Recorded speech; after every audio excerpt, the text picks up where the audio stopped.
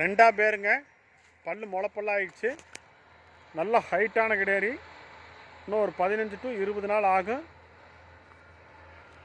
இப்போ தான் மடி இறக்கிட்டு இருக்குது. சுழி சுத்தமெல்லாம் எந்த தப்பும் இல்லை. ஒரு 25 லிட்டர் தப்பு இல்லாமல் கறக்கக்கூடிய கிடேரி. நல்ல பெரிய கிடேரி பாருங்க. அவரோட ஹைட்டுக்கு பாருங்க. நல்ல பெரிய கிடேரி.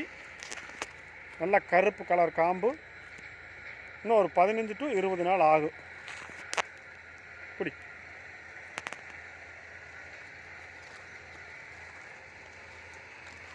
தான் மடி ஆகிட்டு இருக்குது.